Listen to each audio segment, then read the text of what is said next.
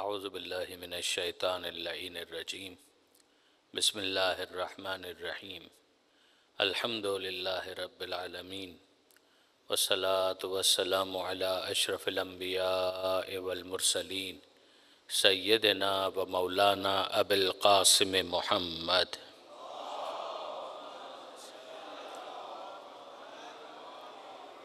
وأهل بيته الطيبين الطاهرين المعصومين المظلومين المنتجبين المنتخبين الميامين لا سيما على الإمام المنتظر والحجة الثاني عشر الذين أذهب الله عنهم الرجس وطهرهم تطهيرا.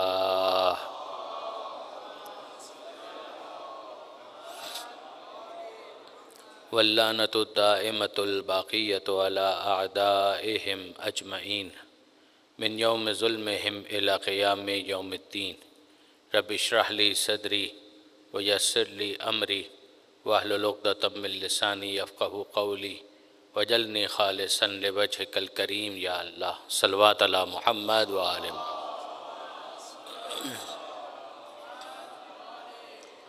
اما بعد فقد قال اللہ سبحانہ وتعالی فی القرآن الحکیم بسم اللہ الرحمن الرحیم لا تحسبن الذین قتلوا فی سبیل اللہ امواتا بل احیاء عند ربہم یرزقون.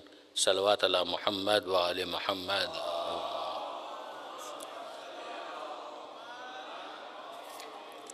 برادران عزیز و خاران محترم، میں نے کل بھی یہی آیت آپ کے سامنے تلاوت کرنے کا شرف حاصل کیا تھا جس میں شہداء کی حیات جاوید پر گفتگو ہے. گمان بھی نہ کرنا، خیال بھی نہ آنے پائے کہ وہ جو اللہ کی راہ میں قتل کیے گئے مر گئے. بل احیاء، بلکہ وہ زندہ ہیں، عند ربہم یرزقون، اور وہ اپنے رب کے پاس سے مسلسل رزق پا رہی ہیں. ظاہر ہے کہ ہمارا موضوع ہے عاشور کا دن، اور عاشور کے دن تک پہنچنے کے لیے کل ہم نے شب عاشور تک کی گفتگو آپ کے سامنے کی تھی، اور اسی میں یہ بات آئی تھی کہ عاشور کی رات مولا امام حسین نے اور ان کے ساتھیوں نے عبادت میں گزاری، اور امام نے کچھ اور کام بھی اس رات میں انجام دیے. اپنے ساتھیوں کو ایک اور موقع دیا کہ وہ ری ایسیس کریں اپنے تھاٹس کو، اپنے اوپینین کو، اپنے ویوز کو، ایک مرتبہ پھر تجزیہ و تحلیل کی منزل سے گزاریں، اور ان سب نے امام حسین علیہ السلام کا ساتھ جوڑنے سے انکار کر دیا. ان کے موقف کا خلاصہ اگر کیا جائے تو یہ ہے واللہ لا نفارقک، اللہ کی قسم ہم آپ سے جدا نہیں ہوں گے، ولیکن انفسنا لک الفدا، ہم اپنی جانوں کو آپ پر فدا کرنے کا فیصلہ کر چکے ہیں. نقیکا بنحورنا، ہم آپ کا دفاع کریں گے اپنے گلے سے. یہ الفاظ ہیں نحورنا، ہم اپنے گلوں سے آپ کا دفاع کریں گے. وجباہنا، وجباہنا، اور اپنی پیشانی سے آپ کا دفاع کریں گے. وایدینا، اپنے ہاتھوں سے آپ کا دفاع کریں گے. فاذا نحن قتلنا، یہاں تک کہ اگر ہمیں قتل کر دیا جائے، کننا وفینا وقضینا ما علینا، تب ہم یہ مانیں گے کہ ہم نے وہ ادا کر دیا کہ جو ہمارے ذمے پر تھا. یہ غیر معمولی ایکسٹرا آرڈنری آپ انداز دیکھیں گے جس میں وفاداری کا نہ فقط یہ کہ اظہار کیا گیا بلکہ عملی طور پر اس کو ثابت بھی کیا گیا. اب اس کے بعد جب عاشور کا دن شروع ہوتا ہے، رات گزری اور جب عاشور کا دن شروع ہوا تو آپ جانتے ہیں کہ عاشور کا آغاز ہے نماز صبح سے. عاشور کے دن کو ڈسکس کرنے کے لیے ہمیں اسے چند حصوں میں تقسیم کرنا پڑے گا. نمبر 1، اذان صبح سے لے کر ظہر تک. نمبر 2، ظہر سے لے کر عصر تک. نمبر 3، عصر سے لے کر شام غریبہ تک. اب ظاہر ہے کہ عصر سے لے کر شام غریبہ تک کا جو معاملہ ہے اس کے اندر تو ایک چڑھائی ہے جس کے نتیجے میں تاراجی ہے اور خیموں کو لوٹنا ہے، وہ ساری چیزیں کہ جس کا نتیجہ شام غریبہ ہے. مگر آپ اس سے پہلے اگر آپ آ جائیں تو یہ اذان صبح سے لے کر ظہر تک کا جو پیریڈ ہے، اس پیریڈ کو بھی چند حصوں میں تقسیم کیا جا سکتا ہے. کچھ وقت ہے کہ جو امام نے دعاؤں میں مناجات میں صرف کیا ہے، اذان صبح کے بعد بھی، نماز فجر کے بعد بھی. یعنی یہ نہیں ہوا کہ صبح عاشور فجر کی نماز ہوئی اور فجر کی نماز کے فوراً بعد جنگ شروع ہو گئی. دس از ناٹ دا کیس. یہ نہیں ہوا ہے. فجر کی نماز امام نے پڑھائی ہے، وہ جس شان سے پڑھائی ہے وہ آپ جانتے ہیں کہ جو مشہور ہے کہ حضرت جناب علی اکبر سے یہ کہا گیا کہ بیٹا فجر کی اذان تم دو. تو جو اپنا روٹین کا جو ریگولر مؤذن تھا اس کو منع کر دیا اور جناب علی اکبر نے اذان دی. اس کے بعد امام نے جماعت نماز پڑھائی. یہ آخری جماعت نماز ہے جو امام نے نسبتاً سکون سے پڑھائی ہے کہ جس میں حملے نہیں ہو رہے، کیونکہ اس کے بعد ظہر کی نماز یا عصر کی نماز اس میں تو حملوں کے درمیان وہ نماز امام نے پڑھائی ہے. یہ فجر کی نماز نسبتاً کچھ سکون میں ہے، جماعت کے ساتھ باقاعدہ اہتمام کے ساتھ پیچھے امام کے ساتھی ہیں اور امام ان کو لیڈ کر رہے ہیں. یہ فجر کی نماز مکمل ہوئی. اس کے بعد امام کی ایک مناجات ہے کہ جس کا ہمیں پتہ چلتا ہے، اور بڑی غیر معمولی وہ مناجات ہے، غیر معمولی دعا ہے کہ جو امام نے اس موقع پر خدا کی بارگاہ میں ارشاد فرمائی ہے. اس کو علامہ سید علی نقی صاحب نے کمپیر کیا ہے حضرت عیسیٰ علیہ السلام کی مناجات کے ساتھ. یہ کمال ہے. یعنی عیسیٰ علیہ السلام کی مناجات کس موقع پر اور امام حسین کی مناجات کس موقع پر. ظاہر ہے کہ you can't compare apples with oranges نا. یعنی اگر ایک شخص کی مناجات ہے دوسرے شخص کی مناجات، مثال کے طور پر یہ انتہائی راحت کے ماحول میں اور یہ انتہائی مصیبت کے ماحول میں، تو یہ کمپیریزن نہیں بنتا. دونوں مصیبت کے عالم میں ہوں، دونوں کی زندگی کی جو سفرنگز ہے وہ اپنی پرائم اور اپنی پیک پر ہو، اور پھر ان کی دعا کو دیکھا جائے. میں عیسیٰ علیہ السلام کی شان میں گستاخی کا سوچ بھی نہیں سکتا. نبی ہیں، رسول ہیں، اولو العزم ہیں، غیر معمولی انداز میں پروردگار عالم نے ان کی تخلیق اور خلقت کا انتظام کیا ہے. میں کبھی سوچ بھی نہیں سکتا. مگر یقین جانیے کہ اگر اس موقع کی مناجات کو جو عیسیٰ علیہ السلام کی بائبل کوٹ کرتی ہے کہ جب ان کو صلیب کے اوپر سولی کے اوپر چڑھایا جا رہا تھا ان کے زوم کے مطابق، ورنہ آپ جانتے ہیں کہ بہرحال ان کی تمام تر سفرنگز کنکلوڈ ہو جاتی ہے اس موقع پر کہ جو قرآن مجید کی تعبیر ہے کہ ما قتلوہ وما صلبوہ ولکن شبہ لہم، کہ نہ ان کو قتل کیا گیا نہ ان کو کروسیفائی کیا گیا، بلکہ یہ معاملہ ان کے لیے سسپیشیس بنا دیا گیا تھا. they considered, they thought کہ انہوں نے عیسیٰ علیہ السلام کو کروسیفائی کر دیا، جبکہ عیسیٰ علیہ السلام اس موقع پر پردہ غیبت میں جا چکے تھے. مگر بیفور دیٹ جو عیسیٰ علیہ السلام کی سفرنگز ہیں ان سے تو انکار نہیں کیا جا سکتا. اس کا لیول کیا ہے کہ عیسیٰ علیہ السلام at the peak of it جب اپنی دعا خدا کی بارگاہ میں رکھتے ہیں تو اس کے اندر ہمیں یہ الفاظ ملتے ہیں کہ اللہ لما سبقتنی، اے میرے خدا تو نے مجھے کیوں تنہا چھوڑ دیا. یعنی عیسیٰ علیہ السلام کی اس دعا میں آپ کو کچھ نہ کچھ ایلیمنٹ فرسٹریشن کا نظر آئے گا کہ اللہ لما سبقتنی، کہ اے میرے خدا تو نے مجھے کیوں تنہا چھوڑ دیا. یعنی وہ اپنے آپ کو آئسولیٹڈ فیل کر رہے ہیں، وہ محسوس کر رہے ہیں کہ اب گویا مجھ سے نظر التفات ہٹ چکی ہے.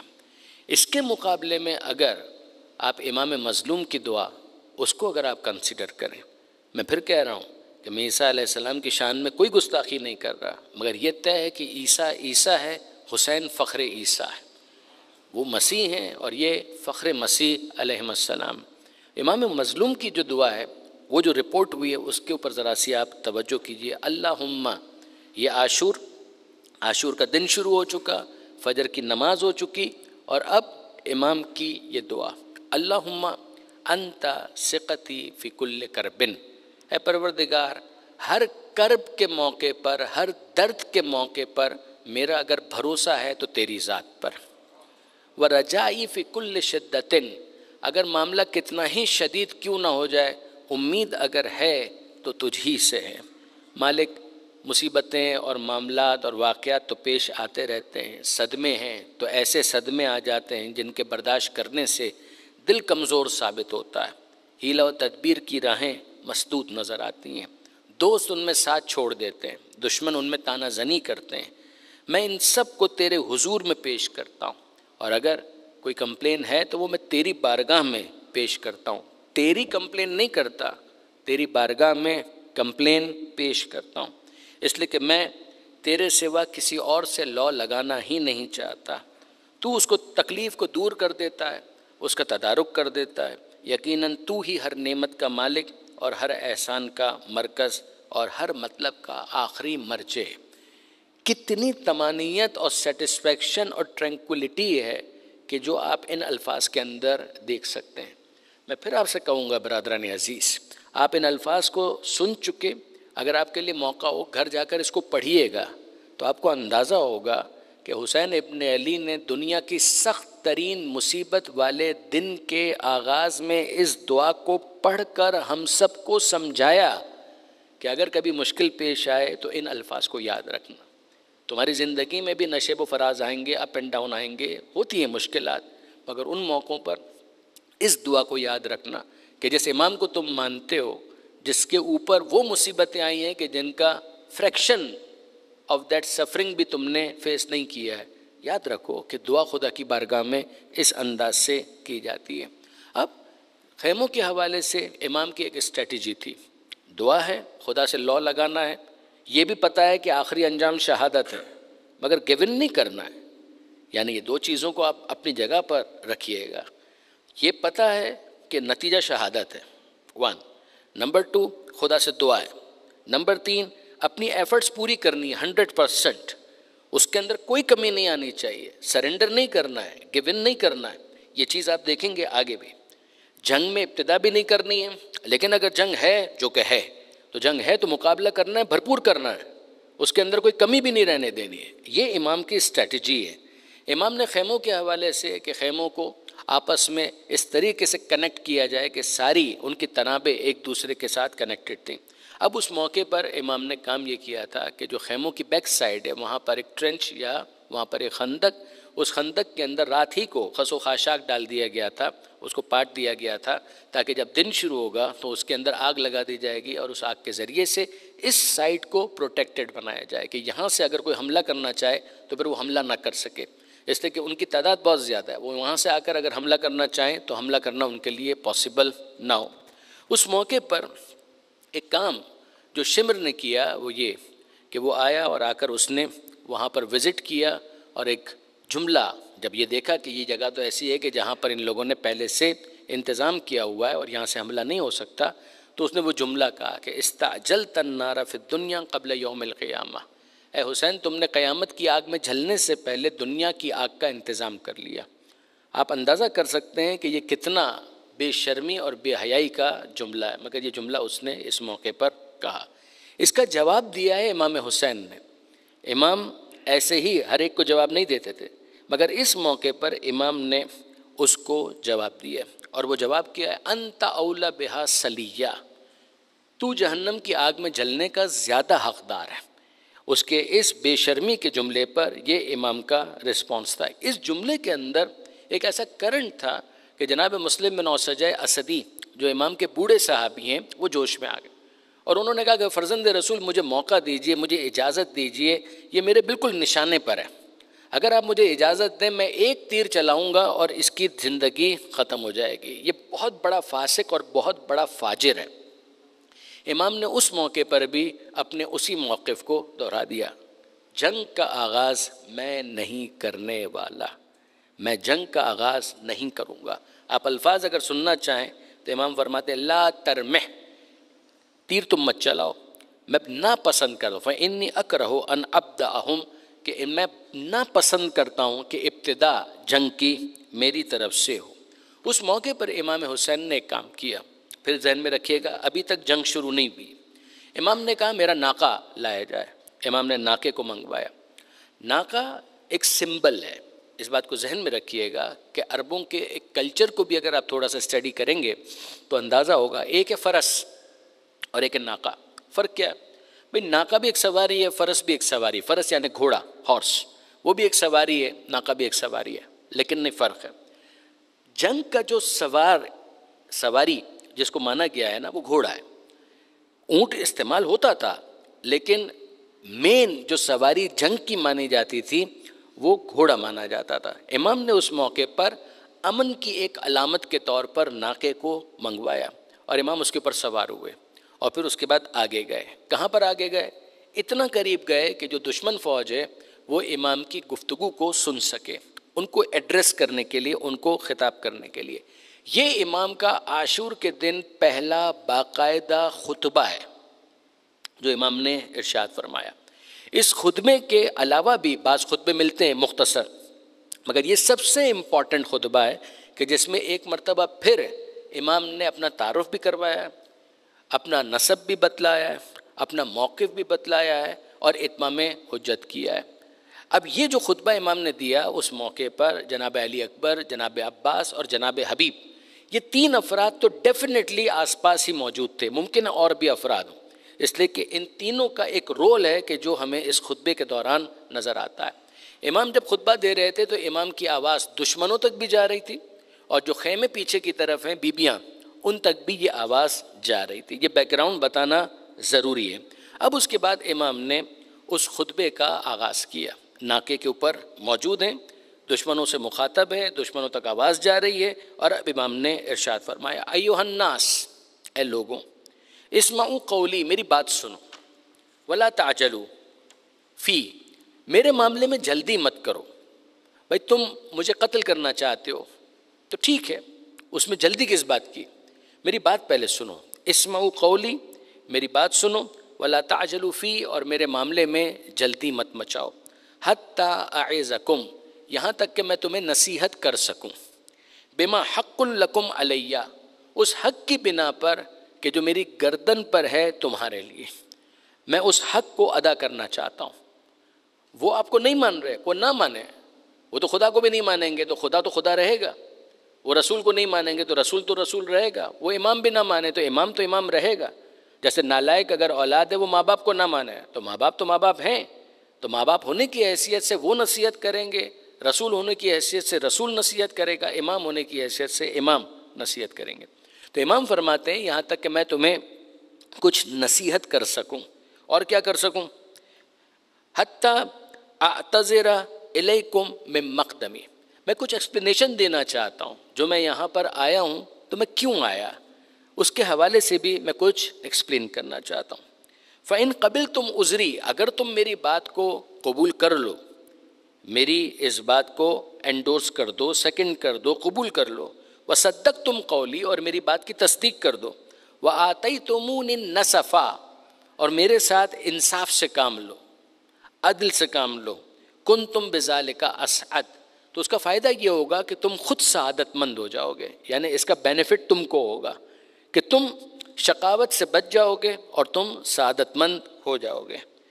اور اگر لم یکن لکم علیہ سبیل، تم کو یہ اندازہ ہو جائے گا میری بات سننے کے بعد کہ میرے خلاف کوئی اقدام کرنے کی تمہارے پاس کوئی جسٹیفیکیشن موجود نہیں ہے، اگر تم کھلے دل و دماغ کے ساتھ میری بات پر غور کرو گے، انصاف کرو گے، تو تم کو سمجھ میں آ جائے گا لم یکن لکم علیہ سبیل، کہ میرے خلاف تلوار چلانے کی تمہارے پاس کوئی گنجائش ہی نہیں ہے۔ وَإِن لَمْ تَقْبَلُوا، اور اگر تم میری بات قبول نہیں کرتے، منی العذر، میری صفائی کو قبول نہیں کرتے، وَلَمْ تُعْتُوا النَّصْفَ، اور میرے ساتھ انصاف سے کام نہیں لیتے، من انفسکم، تو پھر کیا کرو؟ یہاں پر امام نے قرآن کی دو آیتیں پڑھی، ایک سورہ یونس کی، ایک سورہ آراف کی۔ امام اس کے اندر یہ ارشاد فرماتے ہیں، یہ ان آیتوں کے اندر انبیاء کی گفتگو ہے جو انہوں نے اپنے مخالفین اور دشمنوں کے سامنے الفاظ کہے تھے۔ وہ الفاظ کیا ہے؟ امام کہتے ہیں فَاجْمِعُوا أَمْرَكُمْ، پھر اپنے معاملات کو جمع کر، یعنی جو تم کو تدبیر کرنی ہے، جو تم کو حملے کرنے سب کرو، صرف اپنے نہ، شرکاءکم، اور اپنے جتنے ساتھی ہیں، اپنے ایسوسیٹس، اپنے پارٹنرز، ان سب کو بھی اکٹھا کر لو۔ ثم لا یکن امرکم علیکم غما ثم اغزوا علیہ ولا تنظرون، اور پھر اس کے بعد مل کر مجھ پر حملہ کرو، میری تکہ بوٹی کر دو، مجھے ذرا سے بھی مہلت مت دینا، پھر مجھے ذرا سے بھی مہلت مت دینا۔ ان ولی اللہ، میرا ولی، میرا سرپرست میرا خدا ہے، نزل الکتاب، اسی نے کتاب کو نازل کیا، وہو یتولی الصالحین، اور وہ صالحین کا سرپرست ہے، ان کا ولی ہے۔ جب امام کی گفتگو یہاں تک پہنچی ہے تو خیموں سے گریے کی آواز بلند ہوئی، یعنی امام نے جس طریقے سے گفتگو فرمائی ہے تو اس کا نتیجہ یہ نکلا کہ بیویاں بہت حساس دل کے ساتھ غمزدہ ہوئی اور ان کی آنکھوں میں آنسو آ گئے۔ جب ان کے گریے کی آواز بلند ہوئی تو ظاہر ہے کہ وہ آواز باہر تک آئی، تو اس موقع پر امام نے جناب علی اکبر اور جناب عباس ان دونوں سے کہا کہ دونوں جاؤ خیموں میں اور بیویوں سے کہو کہ کچھ تحمل کا مظاہرہ کریں، اپنے گریے کو روکیں، رونے کا موقع بعد میں بہت آئے گا. یہ الفاظ ہیں کہ رونے کا موقع بعد میں بہت آئے گا، مگر ابھی کچھ تحمل، تاکہ میں اپنی بات ان کے سامنے مکمل کر سکوں. پھر اس کے بعد جب گریہ موقوف ہوا اور امام نے اپنی گفتگو کو پھر سے شروع کیا، حمد پروردگار، پیغمبر اکرم کے اوپر درود، آل محمد پر درود، یہ گفتگو ہو رہی تھی. امام کی اس تقریر کے بارے میں راوی کے جو الفاظ ہیں وہ آپ سنیں گے. اس نے کہا واللہ ما سمعت متکلما، وہ کہتا ہے کہ اللہ کی قسم میں نے کبھی ایسا بولنے والا نہیں دیکھا، نہ حسین سے پہلے نہ حسین کے بعد، کہ جو اتنی بلیغ، اتنی فصیح، اس ایلوکوینس کے ساتھ گفتگو کرنے والا نہ حسین سے پہلے میں نے کسی کو دیکھا نہ حسین کے بعد. قطو قبلہ ولا بعد ابلغ فی منطق منہ، اتنی فصیح و بلیغ گفتگو کرنے والا. اور واقعاً میں آپ کو دعوت دیتا ہوں کہ آپ ذرا سوچئے گا کہ کتنی لاجیکل سیکوینس ہے اس پوری گفتگو کے اندر جو امام حسین علیہ السلام دشمنوں کو مخاطب کر کے ارشاد فرما رہے ہیں. امام کہتے ہیں انصبونی، ایک کام کرو، سب سے پہلے میرے نسب پر غور کرو، میری اس جینیولوجی کے اوپر ذرا غور کرو. میں کس کا بیٹا ہوں، میرا باپ کون ہے، میری ماں کون ہے، میرا نانا کون ہے، اس پر ذرا غور کرو. یعنی جن کا میں وارث ہوں وہ تمہارے کیا لگتے ہیں، میں ان کا کیا لگتا ہوں. یا تو تم بول دو کہ نہیں ہم کسی رسول کی رسالت کا کلمہ ہی نہیں پڑھتے، ابھی تو تم میرا انکار کر رہے ہو، ان کا بھی انکار کر دو تو بات ختم، پھر یہ گفتگو تم سے نہیں ہوگی. لیکن اگر تم یہ کہتے ہو کہ نہیں ہم اللہ کے رسول کی رسالت کا کلمہ تو پڑھتے ہیں، تو ذرا غور تو کرو. انصبونی فانظروا من انا، ذرا غور کرو اس بات پر میں ہوں کون. ثم ارجعوا الی انفسکم، پھر اس کے بعد اپنے گریبان میں جھانک کر دیکھو. وآتبوها، اور اپنی ملامت کرو، اپنے آپ کو کنڈیم کرو. هل یحل لکم قتلی وانتہاک حرمتی، ذرا سوچو کہ کیا میرا قتل تمہارے لیے جائز ہو سکتا ہے، میری ہتک حرمت تمہارے لیے جسٹیفائی ہو سکتی ہے کسی بھی طریقے سے. میں ہوں کون نسب کے اعتبار سے. اب یہ کیا ہے، اس کے اندر امام کیا کہنا چاہ رہے ہیں. اگر تم کسی کو اپنا محسن مانتے ہو تو محسن کی اولاد کے ساتھ یہ سلوک کیا جاتا ہے. اگر تم اللہ کے رسول کی رسالت کا کلمہ پڑھتے ہو، میں مثال کے طور پر آپ سے کہوں کہ مثال کے طور پر کسی ڈاکٹر نے علاج بھی آپ کا کر دیا، تو ڈاکٹر اگر علاج کرتا ہے تو فیس لیتا ہے، لیکن فیس لینے کے بعد بھی آپ تحفہ لے کر جاتے ہیں کہ بھائی یہ تو بہت بڑا میرا مسئلہ تھا، آپ نے حل کر دیا، اتنا بڑا آپریشن کر دیا. یہ آپریشن کس کا تھا، دل کا تھا، جسم کا تھا، برین کا تھا، لنگز کا تھا، کس چیز کا تھا، جسم ہی کا تھا نا. جب اس نے علاج کر دیا فیس لینے کے بعد تو بھی آپ تحفہ لے کے جا رہے ہیں. نہ فقط یہ کہ تحفہ لے کے جا رہے ہیں بلکہ پوچھتے ہیں ڈاکٹر صاحب کے گھر میں اور کون کون ہے، کہ ڈاکٹر صاحب کی کتنے بچے ہیں. اب بچوں نے تو علاج نہیں کیا، کہ نہیں بچوں نے علاج نہیں کیا، مگر میرے محسن کی اولاد ہے، محسن کی اولاد کو تحفہ دینا محسن کے احسان کو ریکگنائز کرنا ہے. میرا سوال یہ ہے اس نے فیس لی تھی، احسان کیا کیا تھا. کہا نہیں، ہم جانتے ہیں کہ جو کام اس نے کیا وہ اتنا بڑا ہے کہ یہ فیس اس کا عوض نہیں بن سکتی. اگر کوئی آپ کے جسم کا علاج کرے فیس لینے کے بعد تو آپ کو سمجھ میں آتا ہے کہ اس محسن کی اولاد کے ساتھ اچھا سلوک کرنا چاہیے. اور اگر کسی نے آپ کی روح کو معراج پر پہنچا دیا، کسی نے آپ کو ہدایت آخرت سے نواز دیا، تو کیا اس کی اولاد کے ساتھ یہ سلوک کیا جائے گا جبکہ اس نے کوئی فیس نہیں مانگی؟ مانگا تو یہ مانگا قل لا اسألکم علیہ اجرا الا المودۃ فی القربى. آپ اس کنیکشن کو محسوس کر رہے ہیں، اس لنک کو محسوس کر رہے ہیں جو امام حسین اس بات کے اندر ڈیولپ کرنا چاہ رہے ہیں کہ ڈاٹس جو تمہیں کنیکٹ کرنے وہ یہ ہیں کہ میرے نسب پہ غور کرو. سب سے پہلے بات یہاں پر رکے گی نہیں، پہلے مرحلے میں میرے نسب پر غور کرو. کیا تمہارے لیے جائز ہو سکتا ہے کہ تم مجھے قتل کرو، میری حرمت کی ہتک کرو؟ پھر اس کے بعد فرماتے ہیں الستو ابن بنت نبیکم، کیا میں تمہارے نبی کی بیٹی کا بیٹا نہیں ہوں؟ حضور کا حوالہ آیا، جناب سیدہ کا حوالہ آیا، یہ دو حوالے آئے. الستو ابن بنت نبیکم، کیا میں تمہارے نبی کی بیٹی کا بیٹا نہیں ہوں؟ وابن وصیہ، میں اسی مصطفیٰ کے وصی کا بیٹا نہیں ہوں؟ مولا کا بھی حوالہ آیا. یاد رکھیے گا یزیدی فوج ہے مگر تعلق کوفہ سے.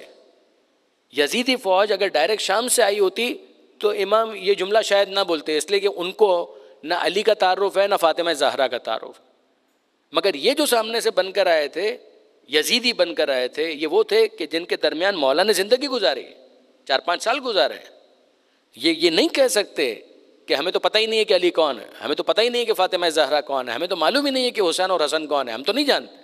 They can't say this، یہ نہیں کہہ سکتے. اس وقت یہ یزید کی سائٹ پر ہیں، انہوں نے اپنے آپ کو یزیدی ڈکلیئر کیا ہوا ہے، یزید کی فوج بن کر آئے. مگر کیا یہ نہیں جانتے؟ بہت اچھی طرح سے جانتے ہیں. یہ ریفر کر رہے ہیں امام، میں انہی کے وسیع کا بیٹا نہیں ہوں، ان کے ابن ام کا فرزند نہیں ہوں، جو ان کے چچا زاد بھائی تھے، کیا میں ان کا بیٹا نہیں ہوں؟ وہ کہ جو سب سے پہلے ایمان کا اظہار کرنے والے ہیں اللہ کے رسول پر. والمصدق لرسولہ بما جاء من عند ربہم، میں اس علی کی بات کر رہا ہوں جس نے سب سے پہلے تصدیق کی حضور کی جو وہ لے کر آئے تھے اللہ کے پاس سے. یہ یہاں تک امام نے امیجیٹ جو اپنے اینسسٹرز ہیں ان کا تعارف کروایا، اپنے ماں باپ کا، اپنے نانا کا، جناب سیدہ مولا کائنات پیغمبر اکرم. پھر فرماتے ہیں اولیس حمزہ سید الشہداء اما ابی، یہ جن کو سید الشہداء کہا جاتا ہے، یقیناً آپ نے سنا ہوگا کہ امام سے پہلے سید الشہداء کا ٹائٹل جناب حمزہ کے لیے استعمال ہوتا تھا، خود امام نے استعمال کیا. سید الشہداء یعنی شہداء کا سردار. امام کہہ رہے ہیں جناب حمزہ سید الشہداء، کیا یہ ان کا تعلق ہم سے نہیں ہے؟ کیا یہ میرے والد کے چچا نہیں ہیں؟ یہ یاد رکھیے گا جناب حمزہ اور جناب جعفر طیار یہ مسلسل ریفر ہوئے ہیں کربلا میں بھی اور کربلا کے بعد بھی. یہاں تک کہ اگر شام میں آپ خطبہ دیکھیں گے سید سجاد کا تو اس کے اندر بھی آپ کو جناب حمزہ کا حوالہ ملے گا، جناب جعفر کا حوالہ ملے گا. یہ اتنی معروف شخصیات تھیں. اور دوسری بات یہ کہ جناب حمزہ اس حوالے سے بھی بہت امپورٹنٹ پرسنالٹی ہیں کہ احد کے میدان میں جو کچھ ان کے ساتھ ہوا وہ کرنے والے کون تھے؟ یہ سارے کے سارے یزید کے ماں باپ، دادا، یہ وہ افراد تھے کہ جنہوں نے یہ سب کچھ جناب حمزہ کے ساتھ کیا تھا. آکلۃ الاقباد کس کو کہا جاتا تھا وہ آپ جانتے ہیں. اس کو مسلسل ریفر کیا ہے امام حسین نے بھی اور سید سجاد نے بھی، جناب زینب نے بھی جو خطبہ دیا ہے اس کے اندر باقاعدہ احد میں ہندا کے اس کام کو جناب زینب نے ہائی لائٹ کیا کہ ان لوگوں سے کیا توقع ہو سکتی ہے کہ جنہوں نے اس طرح سے پرورش پائی ہو کہ ان کا جسم اگا ہو ہمارے خون کو پی کر، ہم کو نقصان پہنچا کر، ہم کو قتل کر کے.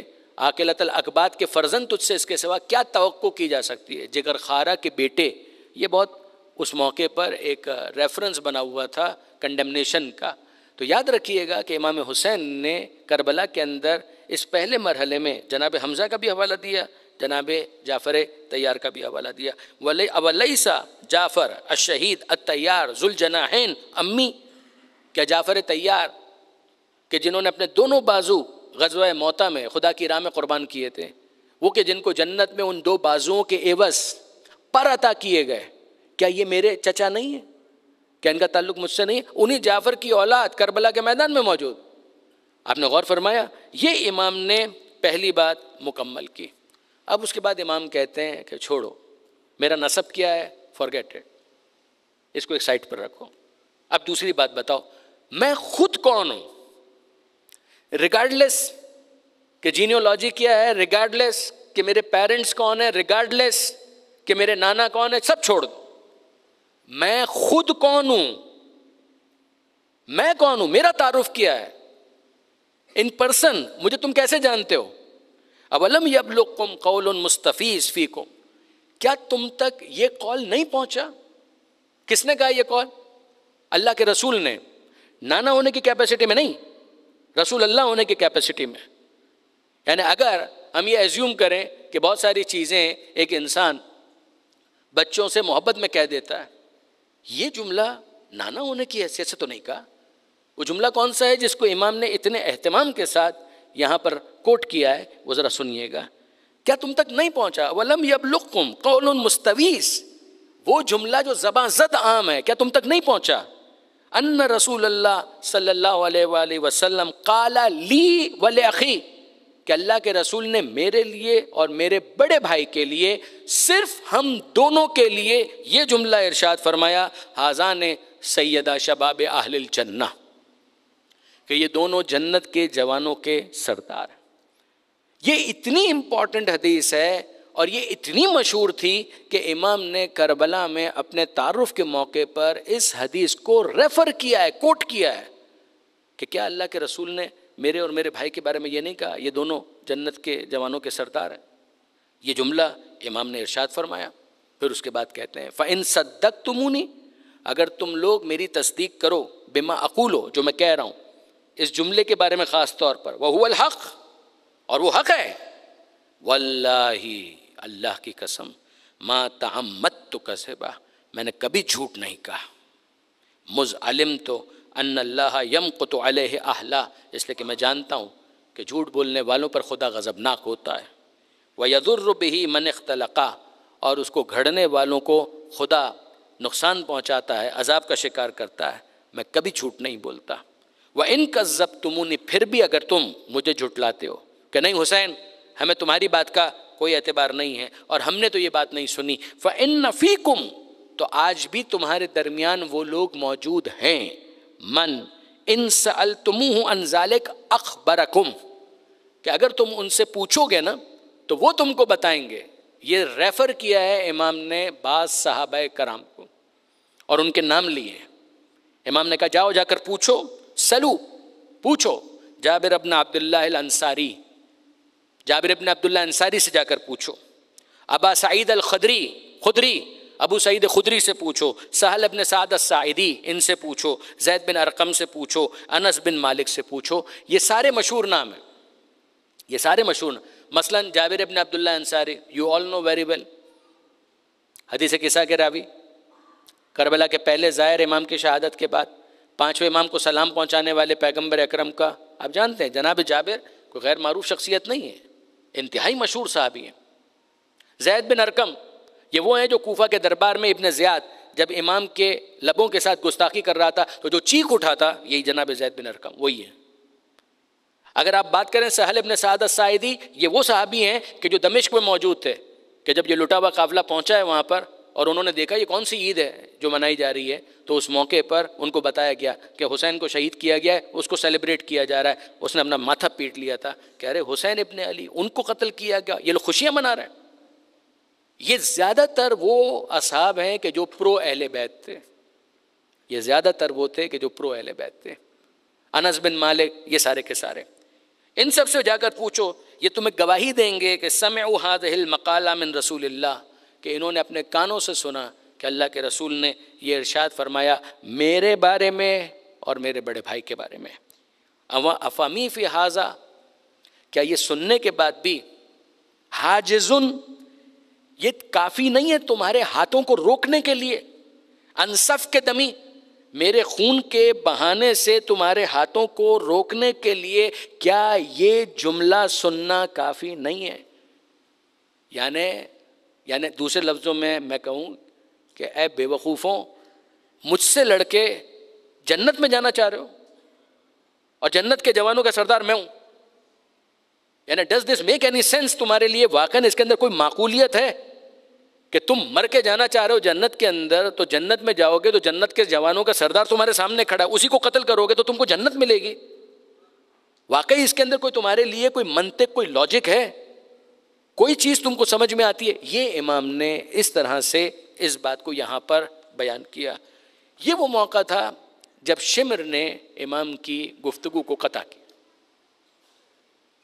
آپ دیکھیں گے، ظاہر ہے کہ میں شکوہ نہیں کرتا اپنے بچوں سے یا نوجوان دوستوں سے، اس لیے کہ بہرحال ریڈنگ ہیبٹ ایس سچ اب ہماری نہیں رہی ہے، ورنہ شمر صرف ایک خالی اتنا کردار نہیں ہے کہ اس نے، ظاہر ہے کہ وہ جرم تو بہت ہی بڑا ہے کہ آخر میں امام کی گردن پہ اس نے خنجر چلایا، لیکن یہ ہے کہ آپ اس پورے عاشور کے دن بھی اگر دیکھیں گے، شمر انتہائی پست طبیعت کا جو ایک انسان ہو سکتا ہے نا، یعنی گلی محلے کے آوارہ ترین انسان جس ٹائپ کے ہوتے ہیں کہ جن کے لیے کوئی ویلیوز بھی نہیں ہوتی ہے، اس ٹائپ کا انسان۔ یہ ایک اور بے شرمی کا جملہ ہے جو اس موقع پر شمر نے کہا، اور وہ کیا تھا؟ اس نے مذاق اڑایا، اس نے کہا میں ان لوگوں میں شامل ہوں حسین کہ جن کے بارے میں قرآن تمہارا کہتا ہے. کیا کہتا ہے؟ من الناس من یعبد اللہ علی حرف. یہ سورہ حج کی آیت، یہ سورہ حج کی آیت. اس میں کیا کہا؟ یعنی اس آیت کو پڑھنے کا مطلب کیا ہے کہ لوگوں میں سے کچھ ایسے بھی ہیں کہ جو اللہ کی عبادت ایک حرف پر کرتے ہیں. یہ محاورہ ہے، ایک فگریٹو اسپیچ جس طریقے سے ہوتی ہے، ایک محاورہ ہے. قرآن مجید کا یہ محاورہ ہے. قرآن مجید نے کہا کہ لوگوں میں حرف کس کو کہتے ہیں؟ حرف کہتے ہیں کنارے کو. ایک کنارے پر کا عبادت کرنا ہے. یعنی we are not ready for, ہر طرح کی کلیمٹی سچویشن تو چینج ہو سکتی ہے. بھائی بارش ہو رہی ہے تو خدا کی عبادت کریں گے، سوکھا پڑ گیا تو اللہ کی عبادت نہیں کریں گے. کام سارے اسموتھ چل رہے ہیں تو اللہ کی عبادت کریں گے.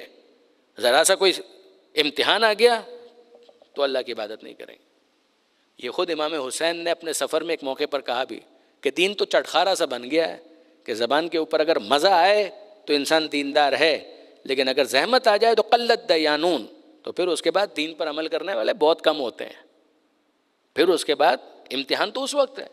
شمر نے اس موقع پر یہ کہا، خود قرآن نے کہا اگر ان کو اطمینان ملے تب تو ٹھیک ہے، تو اللہ اکبر الحمدللہ سبحان اللہ.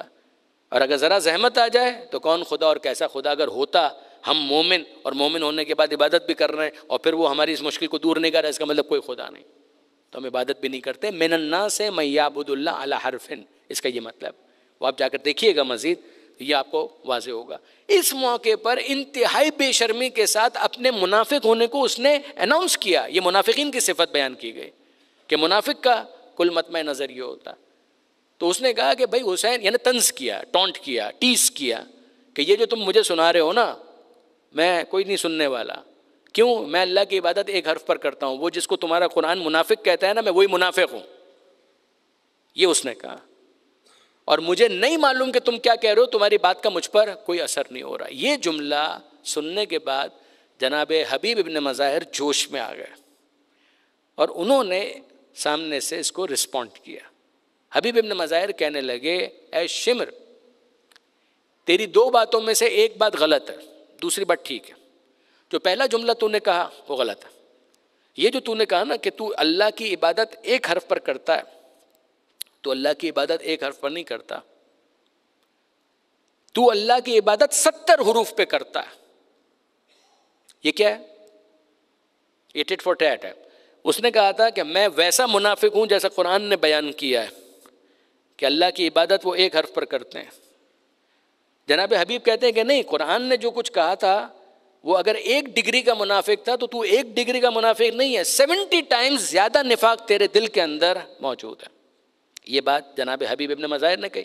پھر اس کے بعد کہا دوسری بات جو تو نے کہی ہے وہ بالکل ٹھیک ہے. وہ جو تو نے کہا کہ تجھے نہیں معلوم کہ حسین کیا کہہ رہے ہیں، واقعاً تجھے نہیں معلوم کہ حسین کیا کہہ رہے ہیں، اس لیے کہ تو ان لوگوں میں سے ہے کہ جن کے اوپر خدا نے مہر لگا دی ہے. ختم اللہ علی قلوبہم وعلی سمعہم وعلی ابصارہم غشاوہ. یہ سورہ بقرہ کے اندر اور سورہ یاسین کے اندر بھی اس مفہوم کو بیان کیا گیا. جناب حبیب ابن مظاہر نے جواب دے دیا. امام نے اپنی بات کو کنٹینیو کیا، سنیے گا. فَإِن كُنتُمْ فِي شَكٍّ مِّنْ هَذَا الْقَوْلِ، چلو فرض کرو کہ تم کو شک ہے اس قول کے بارے میں کہ پیغمبر اکرم نے یہ کہا ہے یا نہیں کہا ہے. چلو فرض کرتے ہیں کہ تم کو شک ہے. افتشکون، تو کیا تم کو اس بارے میں بھی شک ہے، انی ابن بنت نبیکم، کہ میں تمہارے نبی کی بیٹی کا بیٹا ہوں. میں نے تو 2 باتیں بیان کی تھی نا، ایک یہ کہ میرے نسب پر غور کرو، ایک یہ کہ خود میرے بارے میں غور کرو.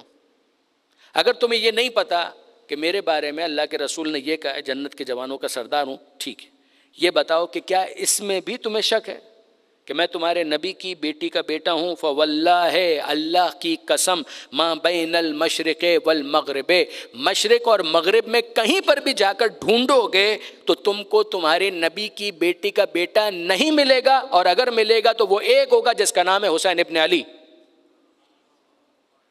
یہ پھر اصرار کے ساتھ امام کہتے ہیں میرے نسب پر غور کرو. اچھا، اب انا ابن بنت نبیکم خاصتاً، exclusively at this point of time I am the only, کہ جو تمہارے نبی کی بیٹی کا بیٹا ہے اور جس کے خلاف تم تلوار کھینچ کر آ گئے ہو. اب امام نے کہا سب کچھ چھوڑ دو، یہ بھی چھوڑ دو کہ میرا نسب کیا ہے، یہ بھی بھول جاؤ کہ میں خود کون ہوں، مجھے بتاؤ میرا جرم کیا ہے،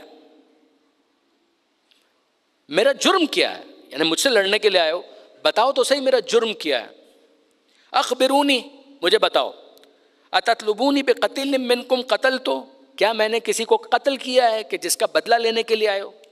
تو بتاؤ وہ مقتول کون ہے، چارج کیا ہے، مجھ پر تمہاری طرف سے فرد جرم ہے کیا، کیوں مجھے قتل کرنا چاہتے ہو؟ میں نے کسی کو قتل کیا ہے، اس کا بدلہ لینا چاہتے ہو؟ میں نے کسی کا مال ہڑپ کیا ہے، اس کا بدلہ لینا چاہتے ہو؟ بتاؤ کون سا مال ہے. میں نے کسی کو زخمی کیا ہے، اس کا بدلہ لینا چاہتے ہو تو اس کے بارے میں مجھے خبر دو. وہ زخمی کون ہے، وہ مال کون سا ہے، وہ شخص کون ہے کہ جس کو میں نے قتل کیا. یہ 3 باتیں امام نے خاص طور پر بیان کی اور اوپن چھوڑ دیا کہ یہ سب چھوڑو اور بتاؤ کوئی اور جرم جو تمہاری نظر میں ہے اس کے بارے میں مجھے بتاؤ. میرا جرم ہے کیا، میرا کیا جرم ہے؟ خاموشی. یہ ہے حسین ابن علی کہ اگر مجھ سے لڑنے آئے ہو تو کلیئر تو ہو کہ لڑ کیوں رہے ہو، تم کو پتا تو ہو کہ تم مجھ سے لڑ کیوں رہے ہو. خاموشی. کوئی اس موقع پر کچھ نہیں بولتا. آخری بات کیا ہے، اب امام کنکلوڈ کر رہے ہیں. امام نے اس موقع پر جو لشکر کے اندر بڑے بڑے سردار تھے ان میں سے بعض کے نام لے کر مخاطب کیا. اب اس کو اگر آپ کنیکٹ کر لیں، یہ وہ افراد ہیں کہ جو مجرم ہیں. کس اعتبار سے؟ بھائی اگر آپ کہیں کوفہ کے اندر غداری غداری غداری، غداری کرنے والے کون ہیں؟ ظاہر ہے کہ وہ افراد ہیں کہ جنہوں نے خط لکھا اور اس کے بعد پھر امام کا ساتھ دینے کے بجائے سامنے کی طرف چلے گئے. یہ وہ افراد ہیں. اگر وہ افراد ہیں کہ جنہوں نے امام کو خط لکھا اور امام کے ساتھ آ کر کھڑے ہوئے، ان کے اوپر کوئی الزام نہیں ہے. وہ تو ظاہر ہے کہ شہدائے کربلا ہیں. اور یہ آپ دیکھیں گے، خاص طور پر میں چاہتا ہوں کہ ان تقریروں کے اندر اس دین کے فیکٹر کو خاص طور پر آپ ملاحظہ کیجئے کہ دین کا حوالہ کتنی مرتبہ آتا ہے، تاکہ سمجھ میں آئے. وہ جو بات کہی جاتی ہے شہزادوں کی جنگ یہ صرف ایک پولیٹیکل اسٹنٹ تھا اور یہ تھا اور وہ تھا، نہ. آپ دیکھیے گا کہ کتنی مرتبہ ریلیجن ریفر ہوا ہے ان ڈائلاگس کے اندر. اب اس موقع پر امام نے ان لوگوں کو جو دنیا دار تھے ان کو مخاطب کر کے کہا، نام لیے، اے شبس ابن ربی، اے حجار ابن حجر، اے قیس بن اشعث، اے یزید بن حارث. تم سامنے موجود ہو نا، تم لوگوں نے تو خط لکھے تھے، تم تو ان لوگوں میں سے ہو کہ جنہوں نے میرے موقف کو جاننے کے بعد خط لکھے تھے. تم کیوں میرے مقابلے پر آ گئے؟ انہوں نے کہا ہم نے کوئی خط نہیں لکھا تھا. امام نے کہا سبحان اللہ بلا واللہ لقد فعلتم، اللہ کی قسم تم نے خط لکھے تھے، خط تو میرے پاس موجود بھی ہیں. اب اس کے بعد امام نے کہا چھوڑو، تم نے خط لکھے تھے نہیں لکھے تھے، اب میری بات سنو. ایھا الناس، اے لوگوں، اس کرہ تمونی، اگر میرا آنا یہاں پر تم کو ناگوار گزرتا ہے ٹھیک ہے، فدعونی، میرا راستہ چھوڑ دو، انصرف عنکم، میں چلا جاتا ہوں، الی مأمن من الارض، کسی اور حصہ زمین کے جہاں پر امن و امان ہو میں وہاں پر چلا جاتا ہوں. اگر تم اس کے لیے ایگری کرتے ہو میں اس کے لیے بھی تیار ہوں. یاد رکھیے گا یہ امام کا ڈے 1 سے موقف ہے، اس میں ذرا سی بھی تبدیلی نہیں آئی ہے. مجھ سے بیعت کی بات کرو گے، بیعت میں نہیں کروں گا. 1 نمبر 2، اگر لوگ میرے ساتھ ہیں بسم اللہ میرا ساتھ دیں، اگر نہیں ہے تو ٹھیک ہے میں کسی ایسی طرف چلا جاتا ہوں کہ جہاں پر میں اپنی زندگی کو گزار لوں. تم لوگ ناپسند کرتے ہو میں تم کو ڈسٹرب نہیں کرتا ہوں. انجوائے یور لائف، جاؤ، پھر تم خود بھگتو گے. میرا کام تھا بتانا، میں بتا چکا. مجھ سے کم باطل کی حمایت ایکسپیکٹ مت کرو، مجھ سے بیعت کی توقع مت کرو کہ میں یزید کی بیعت کروں گا. تم مجھ سے اس بات کی ڈیمانڈ مت کرو. یہ امام کا موقف تھا. پھر امام نے اس کو دہرایا، میرا راستہ چھوڑ دو، میں چلا جاتا ہوں کسی ایسی جگہ پر کہ جہاں امن و امان کے ساتھ میں اپنی زندگی گزار لوں. اس موقع پر قیس بن اشعث نے امام کو مخاطب کر کے کہا. یہ قیس بن اشعث کون ہے؟ یہ قیس بن اشعث اگر آپ نہیں پہچان پائے تو میں ایک اور نام لیتا ہوں، محمد ابن اشعث. اور اگر ابھی بھی آپ نہیں پہچان پائے تو ایک اور نام لیتا ہوں، جودہ بنت اشعث. اب آپ بالکل آسانی کے ساتھ ان ڈاٹس کو کنیکٹ کر سکتے ہیں، یہ ایک ہی فیملی ہے. قیس بن اشعث، محمد بن اشعث، جودہ بنت اشعث. محمد بن اشعث جو کوفے کے اندر جناب مسلم بن عقیل کے قاتلوں میں ہے. قیس بن اشعث جو کوفے کے سے کربلا میں آیا ہے امام حسین سے لڑنے کے لیے. قیس بن اشعث نے ایک جملہ کا، آپ یزید کی بیعت کیوں نہیں کر لیتے؟ گھوم پھر کے وہی بات آ گئی. میں نے کسی کو قتل کیا ہے؟ نہیں. مال لوٹا ہے؟ نہیں. کسی کو زخمی کیا ہے؟ نہیں. آپ یزید کی بیعت کیوں نہیں کر لیتے؟ اب امام کا جواب سنیے، انت اخو اخی کا، تم یہ بات کیوں نہیں کہو گے؟ آخر تو اپنے بھائی کا بھائی ہے نا. انت اخو اخی کا، آخر تو اپنے بھائی کا بھائی ہے. محمد ابن اشعث کا تو بھائی ہے، تو تم یہ بات کیوں نہیں کہو گے؟ اس کے بعد امام فرماتے ہیں اتریدو ان یطلبک بنو ہاشم باکثر من دم مسلم ابن عقیل، مسلم بن عقیل کا خون جو تم لوگوں نے بہایا وہ کافی نہیں ہے؟ کیا چاہتے ہو کہ اس کے بعد بنو ہاشم کسی اور چیز کے بھی تم سے طلبگار بنے؟ لا واللہ، بیعت کی بات کرتے ہو تو سنو، نہیں، اللہ کی قسم نہیں ہو سکتا. لا اعطیہم بیدی اعطاء الذلیل، میں کسی ذلیل کی طرح سے اپنا ہاتھ کسی اور کے ہاتھ میں نہیں رکھنے والا. یہ ہے حسین ابن علی. اگر آپ رواداری کی بات کریں، بھرپور رواداری کا مظاہرہ کیا. اگر آپ صلح پسندی کی بات کریں، حسین ابن علی نے بھرپور صلح پسندی کی بات کی. اگر آپ آپشنز کی بات کریں، امام حسین نے بھرپور آپشنز دیے ہیں، یہ آپشن، یہ آپشن، یہ بات کرو. یہ نہیں ہے کہ مثال کے طور پر ایک وارئر نیچر ہے کہ بس طے کیا ہوا ہے کہ کسی نہ کسی طریقے سے لڑنا ہے. This is not the case at all. میں خاص طور پر اس لیے کہہ رہا ہوں کہ ہمارے وہ دوست اور احباب جو مختلف موقعوں پر نیگوشیٹ کرتے ہیں اور نیگوشیشنز کے دوران وہ یہ سمجھتے ہیں کہ بس کسی نہ کسی طریقے سے چیخنا چلانا حسینیت ہے. نہ میرے دوست، اس کا یہ مطلب نہیں ہے. اپنی ریڈ لائن طے تو کرو کہ کون سی ایسی جگہ ہے کہ جہاں کو ہم کراس نہیں کر سکتے، اور کون سی ایسی فلیکسیبل حدود ہیں کہ جن کے اندر رہتے ہوئے کچھ گیو اینڈ ٹیک ہو سکتا ہے. A person should be smart enough to understand. اس کو معلوم ہونا چاہیے. یہاں پر امام حسین علیہ السلام اپنی ریڈ لائن بتا رہے ہیں، مجھ سے بیعت کی بات مت کرو. لا واللہ ہے، نہ، اللہ کی قسم یہ تو نہیں ہو سکتا. لا اعطیہم بیدی اعطاء الذلیل، میں اور ذلت کسی ذلیل کی طرح سے میں اپنا ہاتھ ان کے ہاتھ پر رکھنے والا نہیں ہوں. ولا اقر اقرار العبید، اور نہ ہی میں کسی غلام کی طرح سے اقرار کرنے والا ہوں. یہ میرے لیے ناممکن تھا اور ناممکن ہے اور ناممکن رہے گا. اس کے بعد 2 خطبے اور ہیں. کس کے؟ امام کے نہیں. اس کے بعد ایک خطبہ ہے جو جناب زہیر ابن کین نے دیا، چھوٹا خطبہ، اور پھر اس کے بعد جناب حر فلور کراس کرتے ہیں. پھر عمر سعد کے ساتھ ان کی گفتگو ہے. پھر اس کے بعد وہ فلور کراس کرتے ہیں اور پھر آتے ہیں امام کی طرف. اور پھر جناب امام مظلوم سے اجازت لے کر وہ جاتے ہیں اور لشکر یزید کو مخاطب کر کے ایک تقریر انہوں نے بھی کی. یہ دونوں مختصر خطبے انشاءاللہ یہ کل آئیں گے. اب آپ ترتیب ذہن میں رکھیے گا کہ امام نے عاشور کے دن نماز فجر پڑھی. نماز فجر کے ساتھ ایک مناجات، شمر کا پیچھے کی طرف آنا اور خیموں کے درمیان خیمے کے پیچھے کی طرف جو خندق کے اندر آگ جل رہی تھی اس کو دیکھنا، وہ ایک ڈائلاگ، اس کو ہم نے ڈسکس کیا. پھر امام کا ناکہ منگانا اور ناکے کے اوپر بلند ہو کر یہ خطبہ ارشاد فرمانا، یہ ساری چیزیں جس کو آج ہم نے ڈسکس کیا. ترتیب یہ ہے کہ اس کے بعد جناب زہیر کی ایک تقریر ہے، جناب حر فلور کراس کریں گے، پھر ان کی ایک تقریر ہے. یہ سب ہو جائے گا. پھر اس کے بعد عمر سعد کی طرف سے پہلا حملہ عاشور کے دن کا شروع ہوگا، which will be the declaration of war، کہ اب جنگ کا آغاز ہے.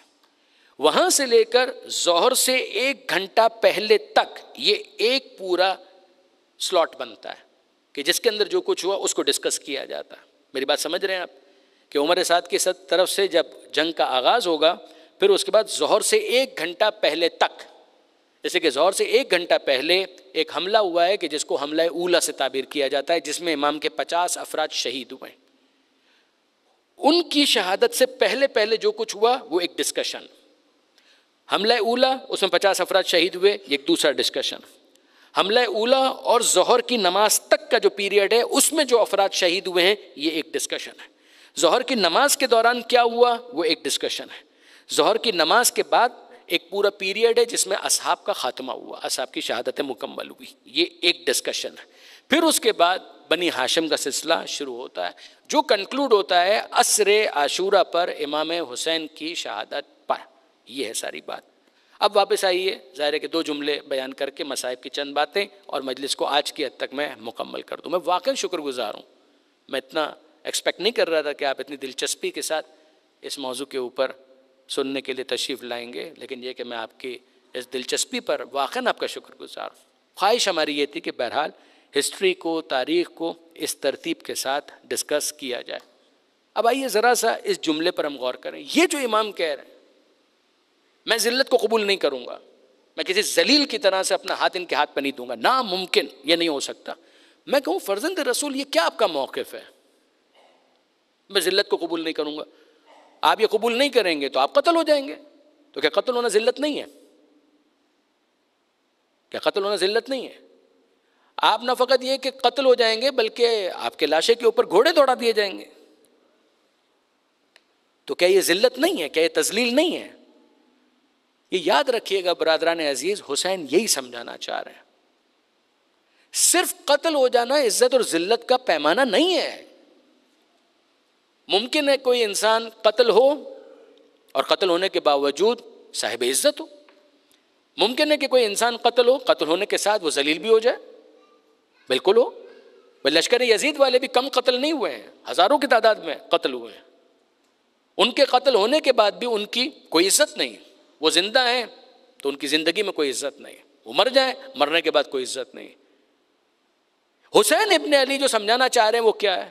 ایک ہے دنیا داری کے معیارات۔ اگر میں یزید کی بیعت کر لوں تو بنگلہ تو بہت اچھا ہوگا، محل تو بہت اچھا ہوگا، سواری، نوکر چاکر، عسکر، لشکر، خادم، خدام، میڈز، کنیزیں، غلام، یہ سب ہوں گے۔ اس کو دیکھ کر اگر تم یہ سمجھتے ہو کہ یہ عزت ہے، my dear you are absolutely wrong. یہ دنیا داری کے معیارات ہیں، آپ کر لیں اس معیار کے مطابق فیصلہ تو جو جتنا زیادہ حرام کما رہا ہے اتنا ہی زیادہ عزت والا ہے، اگر یہی معیار ہے عزت کا۔ اور اگر ایک انسان ہے وہ مثال کے طور پر حلال کماتا ہے اور مزدوری کرتا ہے اور سڑک کے اوپر کسی فٹ پاتھ کے اوپر کسی اینٹ کو تکیہ بنا کر سو جاتا ہے تو آپ یہ کہیں گے بیچارہ ذلیل ہے۔ یہ آپ کے دنیا داری کے معیارات ہیں، یہ آپ کے دنیا داری کے معیارات ہو سکتے ہیں۔ حسین ابن علی کی فکر سے اگر آپ سوچئے تو حسین ابن علی کیا کہہ رہے ہیں ذرا سنیے گا، میں 2 منٹ اور لے لوں آپ کے۔ امام نے ابتداءً یہ کہا تھا ان الداعی ابن الداعی قد رکزنی بین اثنتین بین السلہ والذلہ۔ کیا جملے ہیں! امام کہتے ہیں یہ بد نسب کی اولاد، اس نے مجھے اسکویز کر کے 2 آپشنز دیے ہیں کہ ان میں سے میں کسی ایک کو آپٹ کر لوں، بین السلہ والذلہ۔ ایک آپشن ذلت کا ہے، یہ لفظ عربی میں بھی استعمال ہوتا ہے، اردو میں بھی، بین السلہ والذلہ۔ ذلت کا مطلب ذلت، اور دوسرا سلہ۔ سلہ کا مطلب کیا ہوتا ہے؟ مواجہۃ السیف، کہ میرے پاس دوسرا آپشن یہ ہے کہ میں تلواروں کا سامنا کروں۔ یہ 2 آپشن مجھے دیے ہیں، یا میں ذلت کو قبول کروں یا میں جنگ کروں، تلواروں کا مقابلہ کروں، قتل ہو جاؤں۔ وَهَيْهَاتْ مِنَّ الذِّلَّةِ، ذلت ہم سے دور ہے، آل محمد سے ذلت دور ہے، ہم اس ذلت کو قبول نہیں کر سکتے۔ اگر میں کہوں کہ فرزند رسول بہرحال اتنا سخت آپ اسٹینڈ لے رہے ہیں، ہاں میں ذلت قبول نہیں کر سکتا۔ اب حسین ابن علی کے الفاظ سنیے، نہ قرآن میں اللہ کا فرمان مجھے ذلت قبول کرنے کی اجازت دیتا ہے، نہ مصطفیٰ کا فرمان مجھے ذلت قبول کرنے کی اجازت دیتا ہے۔ تیسرا جملہ آپ سنیں گے، نہ قرآن اجازت دیتا ہے نہ حضور کا فرمان مجھے اجازت دیتا ہے، وہ پاکیزہ گودیں جن میں میں پل کر بڑا ہوا ہوں ان کی حرارت مجھے اجازت نہیں دیتی کہ میں ذلت کو قبول کروں۔ یہ کیا خراج تحسین پیش کیا ہے بی بی فاطمہ زہرا کو۔ وہ پاکیزہ گودیں جن میں پل کر حسین بڑا ہوا ہے، ان پاکیزہ گودوں کی حرارت حسین کو اس بات کی اجازت نہیں دیتی کہ حسین ذلت کو قبول کر لے۔ ہم اور ذلت، ہاں تم ذلت اور عزت کے معیار کو سمجھو۔ میں نے اسی لیے بعض مجلسوں کے اندر یہ گزارش کی بھی ہے کہ جناب زینب کا وہ خطبہ جو دمشق کے دربار میں بی بی نے دیا تھا، اس کا دوسرا نام ہی میں یہ تجویز کرتا ہوں ایک طالب علم کی حیثیت سے، عزت اور ذلت کا قرآنی تصور، اسلامی تصور۔ اسلام کی نظر میں عزت اور ذلت ہے کیا، یہ جناب زینب نے وہاں پر بیان کیا۔ اب اگر آج اس تقریر کے اختتام پر آپ مجھ سے پوچھیں نا تو میں آپ کو یاد دلاؤں گا سرنامہ کلام کی آیت۔ یہ جو حسین کہہ رہے ہیں میں ذلت قبول نہیں کر سکتا، حسین ابن علی، پھر عزت کیا ہے؟ لا تحسبن الذین قتلوا فی سبیل اللہ امواتا. گمان بھی نہ کرنا، تمہارے دل و دماغ میں کہیں یہ خیال بھی نہ آنے پائے کہ جو اللہ کی راہ میں قتل کر دیے گئے وہ مر گئے. امواتا، وہ مر گئے. بل احیاء عند ربہم یرزقون.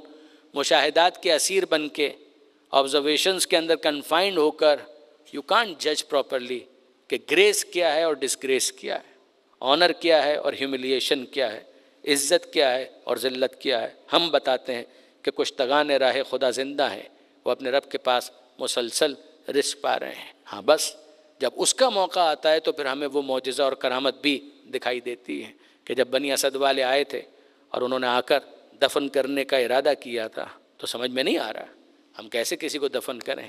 آئے بنی اسد کے مرد بھی آئے، خواتین بھی آئیں، بچے بھی آ گئے، سب آ گئے. ہم سے وعدہ لیا تھا، ہم اس سے زیادہ کچھ نہ کر پائے، ہم ساتھ نہیں دے پائے، مگر بہرحال اتنا وعدہ ہم نے کیا تھا، اس کو تو نبھائیں. سب آ گئے. آ کر طے کرنا ہے کہ کیسے دفن کریں. آقا کون ہے، غلام کون ہے، پہچان ہی نہیں ہو پا رہی. نہ لباس موجود ہے، سر کاٹے جا چکے ہیں. ہم کیسے پہچانیں، کیسے دفن کریں؟ کسی نے کہا کہ آقا ہماری مجبوری کو دیکھ رہے ہیں، ایک کام کرتے ہیں کہ ایک بڑا گڑھا کھودا جائے اور اس میں تمام لاشوں کو ایک ساتھ دفن کر دیا جائے. اور جب وہ یہ ارادہ کر رہے تھے تو انہوں نے دیکھا کہ سمت کوفہ سے کوئی آ رہا ہے. پہلے گھبرائے کہ ایسا تو نہیں ہے کہ یزید کی فوج کا کوئی دستہ آ رہا ہے. آنے والے کو جب دور سے دیکھا تو کہا کہ نہیں، یہ یزیدی فوج کا کوئی سپاہی نہیں ہو سکتا، اس کے تو ہاتھوں میں ہتھکڑیاں ہیں. اس آنے والے نے ایک فاصلے پر پہنچنے کے بعد کہا میرا انتظار کرو، میں آ رہا ہوں. ابتدائی گفتگو کے بعد جب وہ قریب آ گیا تو اس نے کہا کیوں پریشان ہو؟ کہا پریشان اس لیے کہ ہم نے ایک وعدہ کیا تھا کہ آقا حسین اور ان کے ساتھیوں کے لاشوں کو دفن کریں گے، مگر یہاں پر ہم ڈسٹنگوش نہیں کر پا رہے، ہم فرق نہیں کر پا رہے کون سا لاشا کس کا ہے. سوچا یہ تھا کہ ایک گڑھے کے اندر سب کو دفن کر دے. کہا کہ نہیں، یہ ضرورت نہیں ہے، میں تمہیں پہچان کرواتا ہوں، میں تمہیں بتاتا ہوں، میں ان سب کو پہچانتا ہوں. کہا ضرور ضرور ضرور بتائیے کون سا لاشا کس کا ہے. کہا اس کو دفن کرو، یہ جون غلام حبشی کا لاش ہے. اس کو دفن کرو، یہ بریر حمدانی کا لاشا ہے. اس کو دفن کرو، یہ عابس ابن شبیب شاکری کا لاشا ہے. ان کو دفن کرو، یہ شوذب کا لاشا ہے. ایک ایک لاشے کو دفناتے دفناتے ایک لاشے کے پاس آ کر اس سینے پر ہاتھ رکھ کر بیٹھ. بنی اسد والے کہتے ہیں یہ کس کا لاشا ہے؟ کہ سینے میں برچھی کا پھل اب تک نظر آ رہا ہے. کہ یہ شبیہ رسول علی اکبر کا لاشا. علی اکبر کا لاشا دفنایا اور اس کے بعد پھر ایک اور لاشا نظر آیا، اس کے پاس آ کر بیٹھ گئے. بنی اسد والے کہتے ہیں آپ کا اہتمام خاص بتلا رہا ہے کہ یہ بھی کوئی خاص لاشا ہے. کہا کہ ہاں تمہیں اندازہ نہیں ہو رہا، لاش کے ٹکڑے بکھرے ہوئے ہیں. یہ حسن کے گل بدن قاسم کا لاشا. ایک لاشے کے پاس آ کر بیٹھے اور فریاد کی کہ ہائے میرے بابا. اور اب بنی اسد والے پریشان کہ یہ لاشا کس کا ہے. اور آپ نے اس طرح سے کہا کہ ہائے میرے بابا، کہا کہ یہ پیغمبر خدا کے اس نواسے کا لاشا کہ جسے غریب الوطنی کے اندر قتل کر دیا گیا. کہ مگر آپ کا یہ کہنا ہائے میرے بابا، کہا کہ ہاں یہ میرے بابا کا لاشا ہے. کہا آپ خود کون ہیں؟ کہا انا علی ابن الحسین، میں اسی حسین کا بیٹا زین العابدین. اور پھر اس کے بعد حسین کا لاشا بھی دفن ہو گیا. اور جب بنی اسد والے کھڑے ہو گئے جانے کی تیاری کر رہے ہیں تو سید سجاد پوچھتے ہیں کہ کیا سبب ہے، کہاں جا رہے ہو؟ کہا ہم نے اپنا وعدہ پورا کر دیا، اب ہم اپنے قبیلے کی طرف جا رہے ہیں، اگر آپ پسند کریں تو ہمارے مہمان ہو جائیے، ہم آپ کو بھی لے کر چلتے ہیں. کہا کہ نہیں، ابھی وعدہ کہاں پورا ہوا، ایک لاشا باقی ہے. کہا آقا ہمیں تو اب کوئی لاشا نظر نہیں آ رہا. کہا کہ نہیں، ایک لاشا کچھ ہٹ کر کسی جگہ پر ہے، آؤ میرے ساتھ فرات کے کنارے چلو. اور اب سید سجاد ان سب کو لے کر آئے فرات کے کنارے. تو وہاں پر ایک ایسا لاشا کہ بازو بریدہ لاشا، ایک چٹائی منگائی گئی کہ جس کے اوپر حضرت ابو الفضل کے لاش کے ٹکڑوں کو رکھا گیا، بازو کو رکھا گیا. اور پھر قبر بنا کر وہاں پر جب ان کو رکھا گیا تو سید سجاد کہتے ہیں جاؤ بنی اسد والوں کچھ دور چلے جاؤ، میں اپنے چچا سے کچھ آخری باتیں کرنا چاہتا ہوں. بنی اسد والے فاصلے پر چلے گئے. کب کافی دیر گزر گئی تو ان میں سے کسی کو تشویش ہوئی کہ سید سجاد کو کچھ نہ ہو گیا ہو. تو اس نے ہمت کر کے آگے آ کر دیکھنا چاہا کہ ذرا دیکھیں کہ سید سجاد کی کیا کیفیت ہے. تو یہ منظر اس نے بیان کیا کہ سجاد تھے، چٹائی پر عباس کا لاشا تھا، سینہ عباس پر رخسار سجاد تھا، اور سجاد یہ جملہ کہہ رہے تھے، اے میرے غیرت مند چچا یہاں آپ آرام فرما ہیں، اور آپ کے گھر کی خواتین وہ آپ کی بہنیں بازار کے اندر اور دربار کے اندر لے جائی جا رہی ہیں، نامحرموں کا مجلس.